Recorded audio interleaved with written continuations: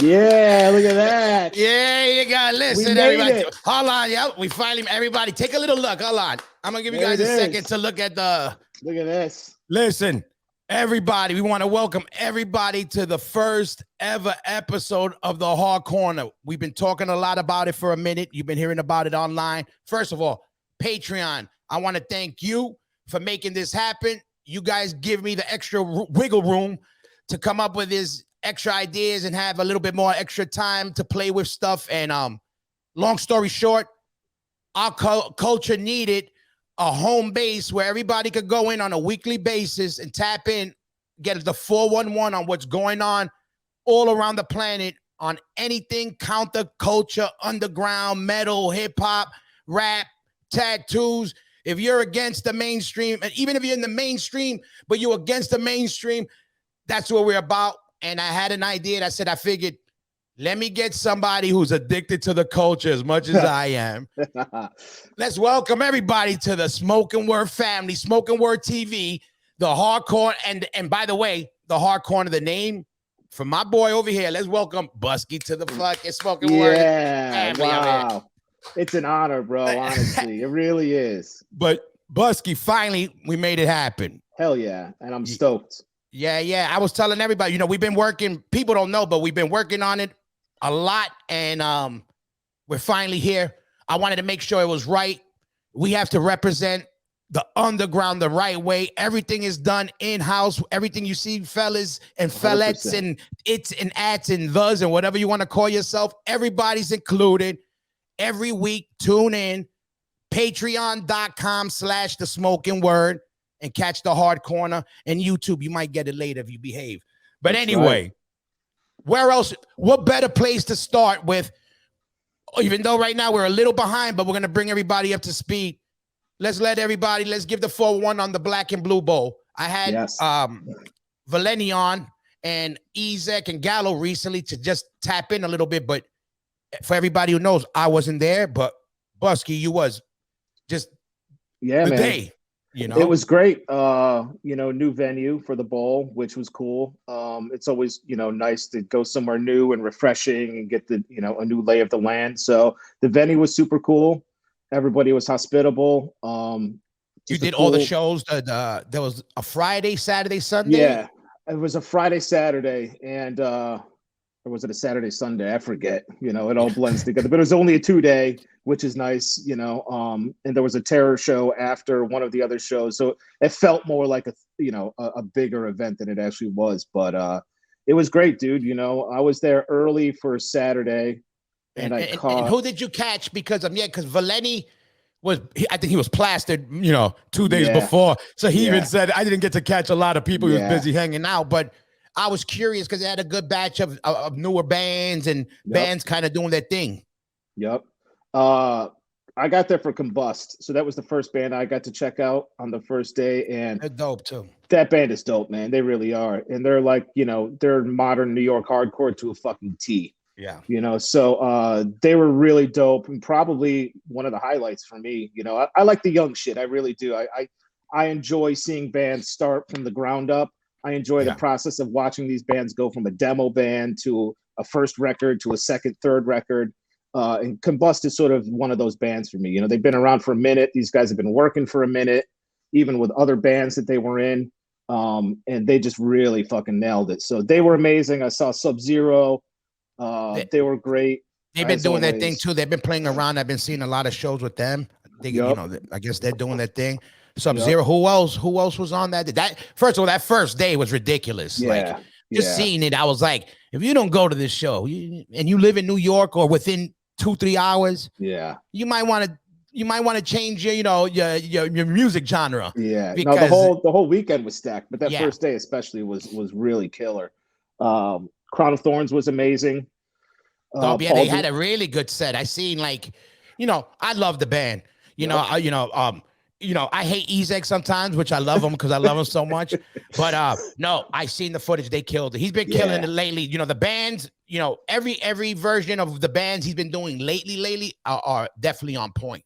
Absolutely. He's got Paul Delaney playing bass in this version of Crown of Thorns, which is shout out to the devil. Shout out to Absolutely. the Satan and Paul and everybody Hell in the yeah. underworld. And Dijon's amazing. You know, Dimmy's great. I mean, the band sounds really perfect. They really do. They sound amazing. Yeah, So definitely, hopefully they'll definitely. be doing some more stuff, and you know, hopefully they'll be writing new music even. We'll see. Yeah. But they were amazing. Ignite was really good. Yeah, that's something I wanted to ask you a little bit more about because one, man, shout out to Ignite. I didn't see a lot of coverage on them for some reason. A little bit. I saw a couple but how was that? Because you got to see him with the new singer. Yep, the new singer is awesome, man. He really is. And I checked out those singles, you know, like a month or two or a couple months ago when they dropped those new singles with a new singer. And I don't know. I mean, Zoli, he's got his voice, he's got his whole thing, but that dude really does a phenomenal job of stepping in and filling those shoes. I mean, they're big shoes to fill with Zoli, and this guy fucking kills it, dude. He's really good. So they were awesome to see. And like you said, there wasn't much coverage. I don't know what is it with Ignite. I don't know if they're just like that pigeonholed West Coast sort of hardcore band, but I've always loved them. I remember seeing them off the 7-inch back in, you know, the 90s with you know, the Uniform Choice guy and whatever. So I've always loved Ignite. I thought they were fucking killer. Murphy's Law was amazing. They're another one, man. They're getting a fucking second 10th wind or whatever you want to call it, but the energy in the band is really good. And not because, you know, obviously that's family, but I'll say what it is when somebody's stale. If you got a stale bunch of fucking dudes in the band or whatever, you know, it is what it is, you know, it happens with every band that has different members in it throughout the years. Energies change, but I like what they've been doing. The band sounds good, but Jimmy also looks like he got that thing in him, which he always had, but it looks like, I don't know. He's shout out to fucking Jimmy. Shout out to Jimmy. Shout out to Larry the Hunter. He's been holding it down with Murphy's Law for a minute now, and he's a really solid dude. And they were phenomenal, dude. And we got to shout out our homegirl Ella Custers, Lawrence and Helena's daughter. She got up there and she played drums. She's 11 years old. I've seen her grow from literally being born until now. And she got up there and she rocked a song with Murphy's Law at 11 years old and fucking killed it. You know, so. It's amazing. And Jimmy just has such a charismatic stage presence. You know, I mean, half of that show was literally our children on stage, you know, because he can't help but bring these kids up on stage and, you know, give them a taste of his world, you know, and they love it, dude. So they were also just an amazing highlight. And obviously, you know, AF and Sick of It All just fucking crushed it, you know. And on that first day. So that first day alone was just like a show. I'm already tired now. I feel moshed out. Right. I feel like I chicken fought. I picked up change. I did the crucified on the crowd. You remember? That's something that got this got extinct in hardcore. The crucified on the crowd. On the crowd, yeah. Chicken fighting. Nobody does that no more. God forbid. God forbid. Because too much vegans. Too much vegans. Well, you can't go on a chicken. Shout out to my vegans. Shout out to Blood Clot and Toby for not eating chickens and leaving more for me. But but fucking all right. And that was and then the second day. Second day, I was a late roller. You know, I stayed out and I came in late that second day, and I got in there for No Redeeming. All right, and cool. Probably halfway through the show, and shout out to all the bands that opened. You know, I'm an old man. It's hard for me to make it in there early. But No Redeeming was awesome. They always are. You know, it was a party. The place was a fucking pigsty when they got done playing. There was confetti everywhere, and, you know, it was chicken a mess. feathers, like the chicken suit, right? There was somebody in a chicken suit or some shit. Absolutely. So they were always good and entertaining. Shutdown was very cool to see. I haven't seen them in forever. Yeah, shout out to to the Shutdown Squad. And I know there was a lot of young kids stoked to see them, you know, because they're that sort of generational gap band where they've been, you know, gone for long enough now that there's generations of hardcore kids that missed them, you know, but they're still sort of a new band when you throw them in the mix of AF and Sick of It All and Murphy's Law. They're they're a newer New York hardcore band. So they were great to see. Burn was fucking amazing. They always are. Yeah, they've been, you know, for sure, the great band. I've been rocking a lot of Burn in the gym, dude. You know, right now there's I put it up today. What is that? I Shall Be Judged or whatever that's on. Shall Be Judged. I said that's probably the closest thing to anybody ever getting me to go vegan. Yeah, was probably yeah. that song, just That because it's song. so hard. Like how he Yeah. says it, like it's just how he says it. I agree with him. Yeah, Like I get it. absolutely. Like and Absolutely. even now, I agree.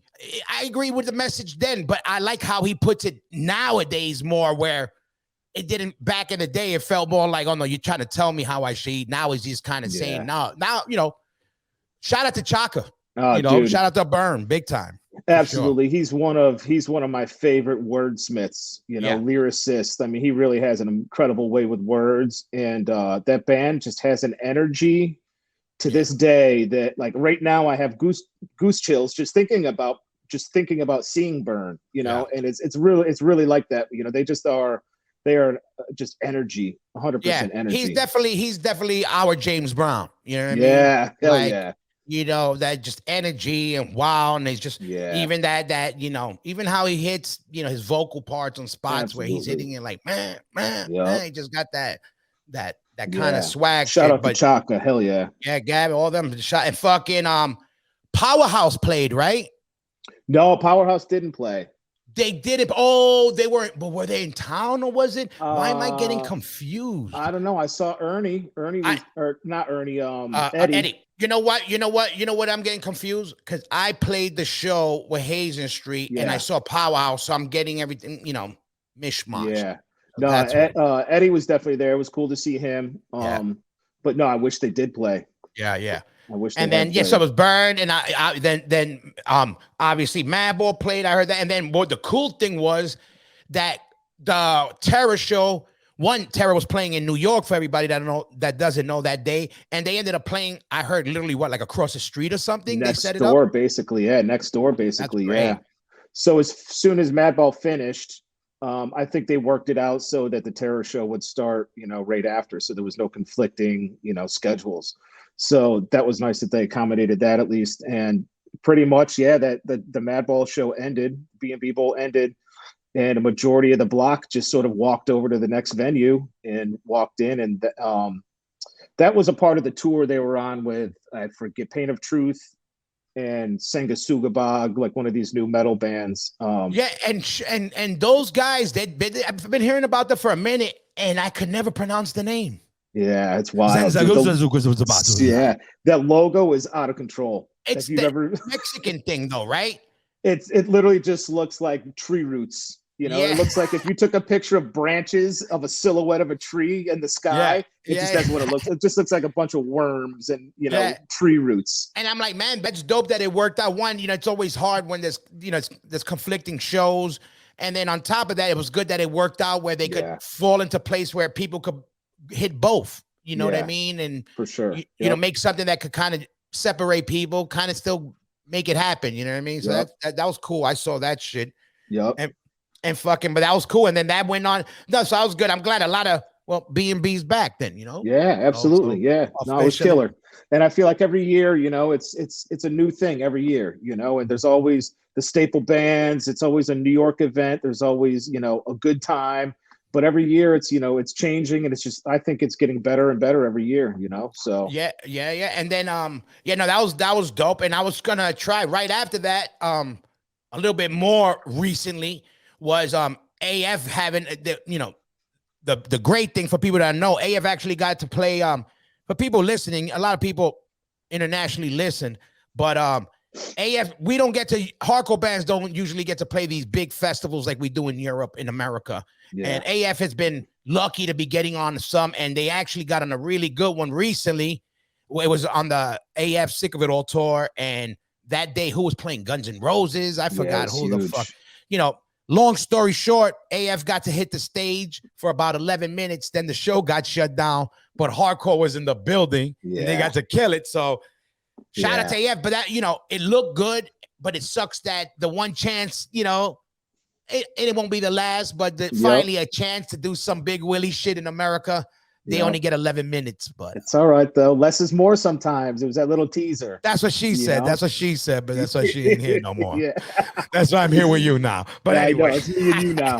Yeah, exactly. Because it was that less is more. Yeah, okay. Yeah. Less is more means Busky, me, and Gatorfood. Okay. Yeah. And, but shout out to AF Sick of It All, Crown of Thorns. That tour was awesome, and it's really fucking cool to see three of New York's top dogs on tour together, for sure. Finally, it's something like that. And it was great, proper timing, right bands, and it looked good. Everybody told me they had a blast. Ezek, all these guys, the videos look fun and all that shit. Hell yeah. That sounds good. And yeah, I know.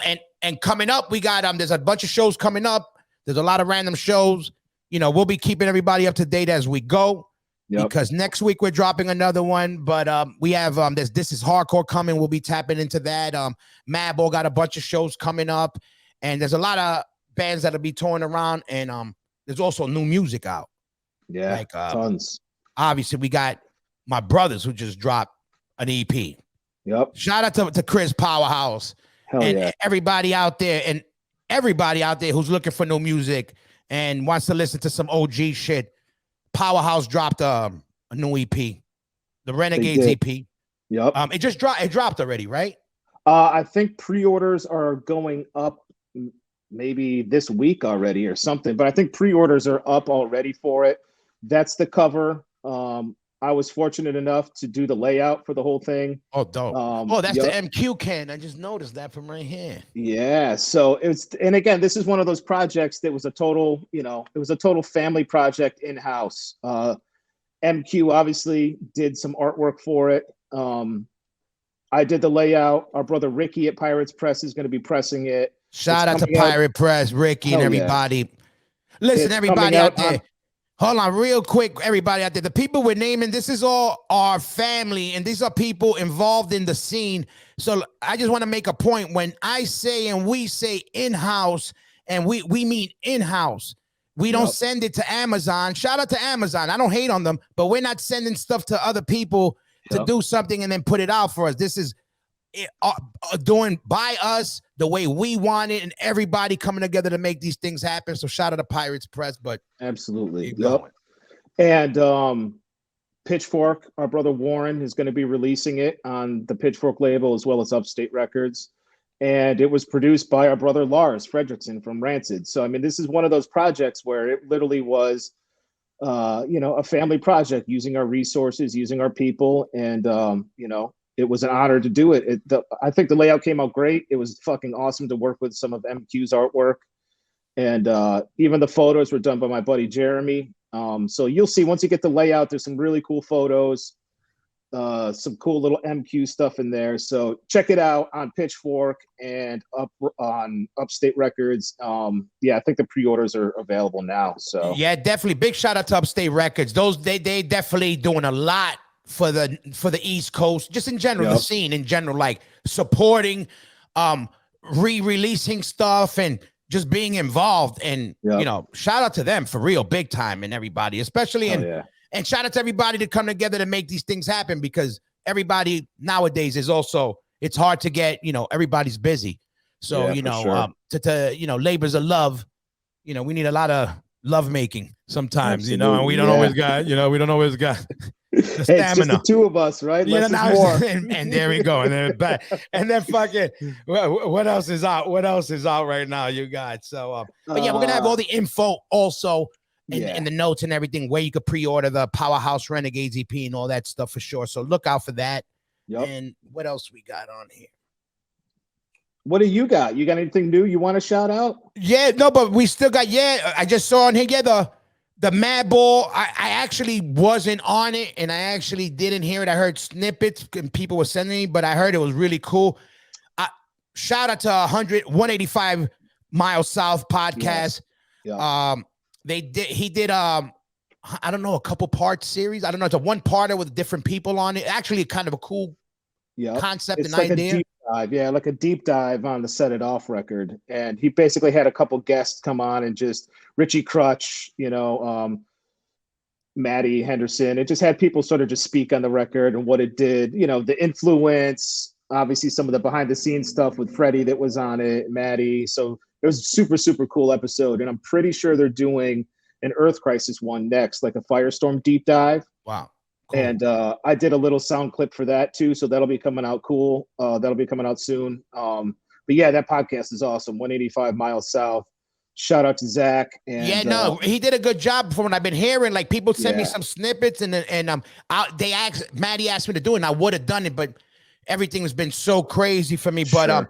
I actually heard a snippet, and I want to say it was, I don't know if it was him, it was somebody I didn't know, but who was kind of talking about, you know, kind of describing Madball or something, or the sound of some of the record, and I was like, this motherfucker knows his shit. Yeah. Because I forgot exactly how he said it was, but he Yeah. kind of, in a nutshell, described where we were at mentally, who we were at the time, where we meant to the music at that minute, you know, just where we at. It was pretty crazy. I was like, I could tell if anybody was gonna do a series like that, the right dude did it, because there's some people that do it just to go through the motions.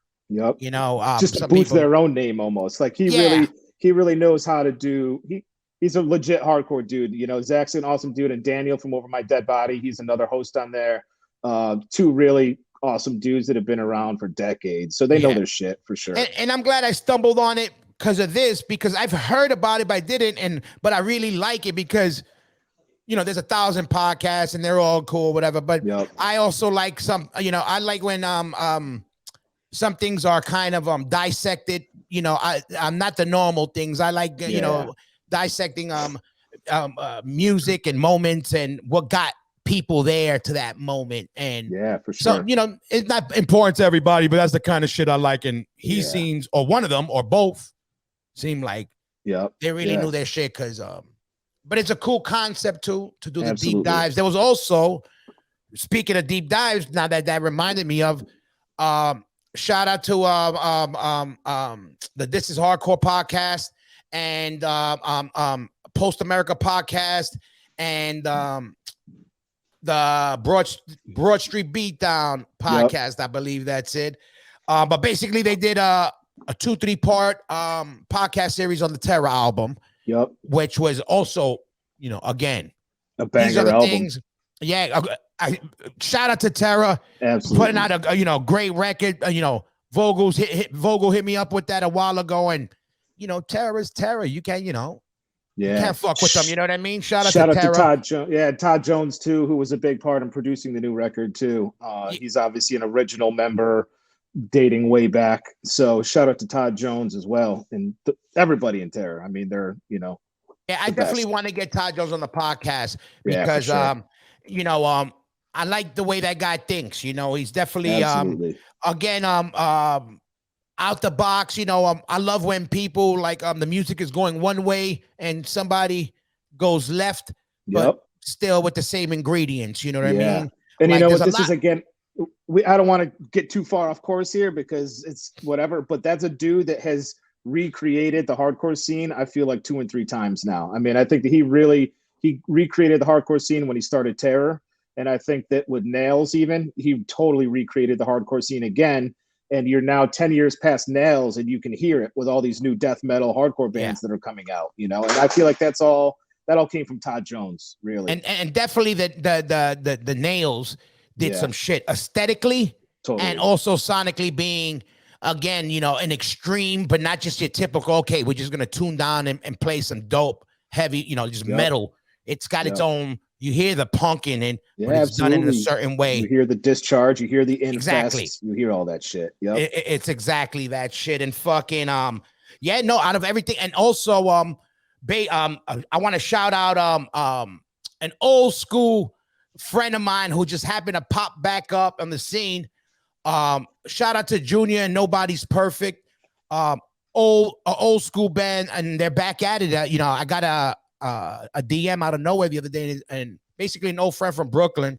When my old band was playing a lot in the early 90s, a lot of it was Demise, Marauder, Nobody's Perfect, and blah blah blah. It was always a certain amount of bands playing locally, and again, old school tradition, you know, New York hardcore, from the graffiti to doing the demos, and just, you know, these are dudes that were in the scene and, you know, kind of went on with life and, you know, never lost the love for it and decided to do the music again. I actually haven't heard it yet, but I know they're dropping an EP.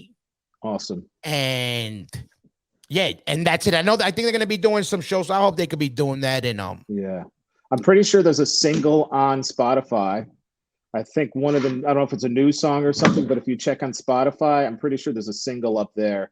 And if you dig around on the internet, they definitely had a demo or two out, at one time. And I'm pretty sure you can find those even on the internet. But people should definitely check them out because they were one of those bands that you don't really see their name often. And when you hear it, you're like, how the fuck did nobody ever talk about this band? Because it really is, it's that cool, groovy, I don't want to say Candiria because that paints a crazy metal picture. Yeah. But it almost has that cool vibe of just like this cool craziness. Craziness, but it all has a groove to it still, Yeah. No, shout out again, everybody. Go check them out. Everybody out there, any new music coming around, get it to us. You could try, we're gonna be having the Hard Corner Instagram page eventually. We're gonna get it up. We're gonna actually have an email or something where everybody could basically hit us up and it's gonna come directly to us. Any new bands, new music, you can hit up Busky and send your new music in. But we're gonna anybody got new music, hit us up. We want to hear what's going on, what's crack-a-lacking, and let's do the album of the week. Let's do it.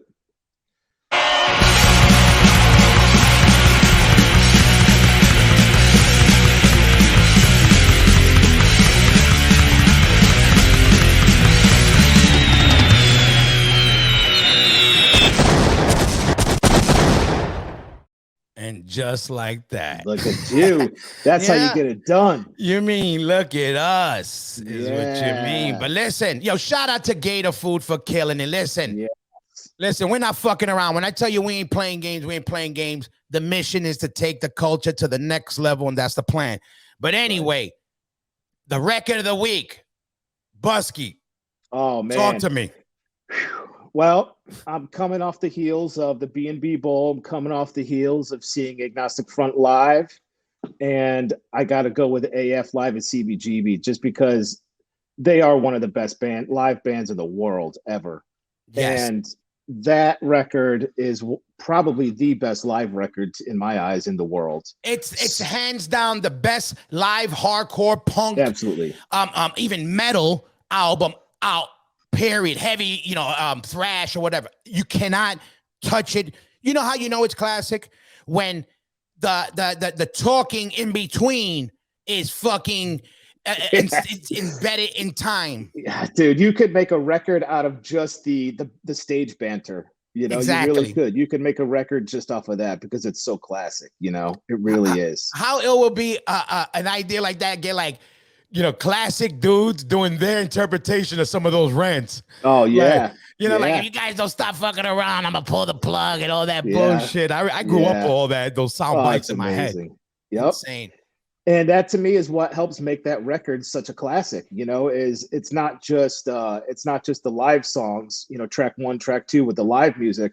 You really feel like you're at the show when you're listening to that because the stage banter, the shout outs, like all the shit, it really makes you feel as if you're a part of that show. And then the production on top of it is so top notch that you wouldn't even know that it's a live record. It sounds like a studio recording, but with a little bit of extra madness in there, And shout out to Tommy Prong, who another guy I want to get on the podcast, and another, not only a super OG to the New York scene, somebody who's again lost in the sauce, but because the band he's in and where his place is in metal, people forget who the fuck he is and what he's done. That dude's been to more hardcore shows than half you motherfuckers wearing an X, pointing your finger or wearing a crucified skin shirt or whatever. Like that guy has a lot of history, and he's one of the main reasons a lot of these classic bands that we love sounded so good was because Tommy was doing it. But I know for a fact he had worked on that. He did the sound for that day, so it makes a lot of sense. Totally. You know what I mean? Great sounds on that album, man. Ridiculous. How do you know how long he was the sound man there, at CB's? I forgot when he told me. He actually, because I wish I would have recorded. I sat him down and I had to know these things because I was like, I remember being a little kid standing looking at it because I already knew he was in the band. But I know he was there for at least 5 years, 4 or 5 years.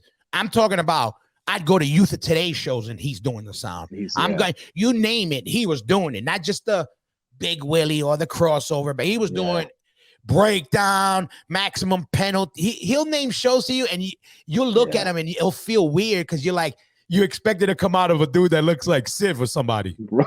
Yeah. But instead it's like the devil or somebody. Like, I can't imagine how many of those soundboard tapes there are just, out there. That's insane. Amazing, And then and specifically, I loved Anthem on it, but a specific song that hit home for you was dude, the opener, Victim in Pain, right into fucking Public Assistance. I mean, you can't that transition out of Victim in Pain into Public Assistance is the fucking hardest thing in the world. And just those two songs. I mean, Victim in Pain is just a perfect hardcore song. I love obviously the intro. Roger said it for years how he brings the song, and it's the first song off our first album called Victim in Pain. The song is also called Victim in Pain.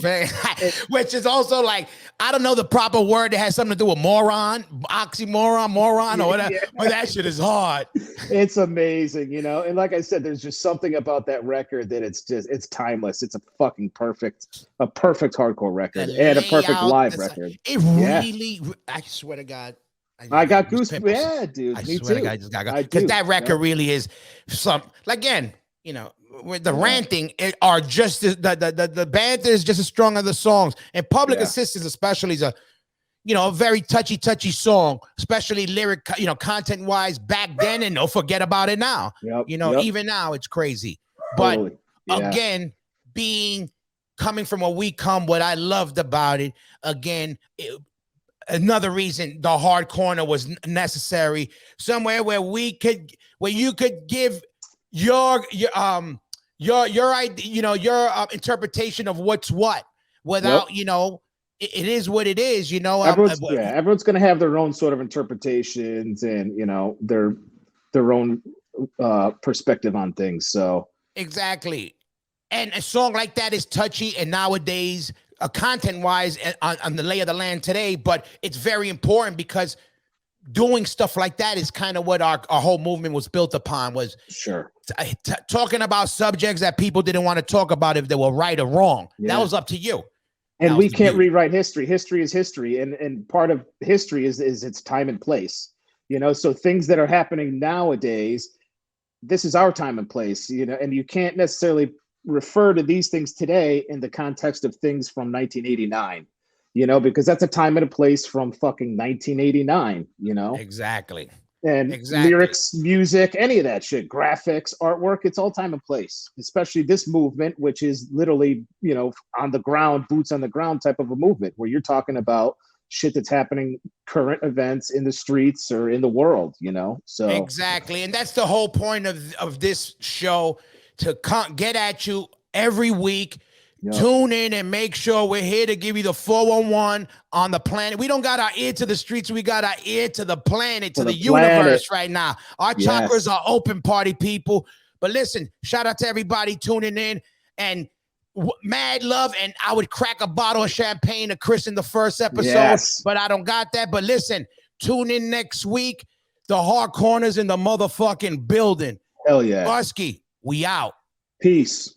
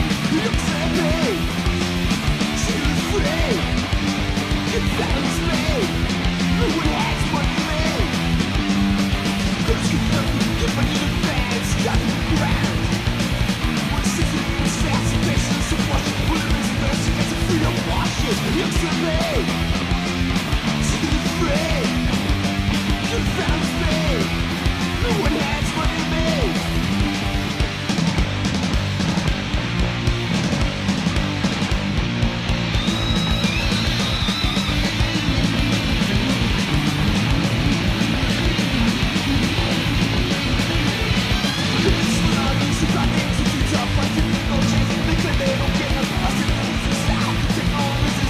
If they're on a hell, cut the problem.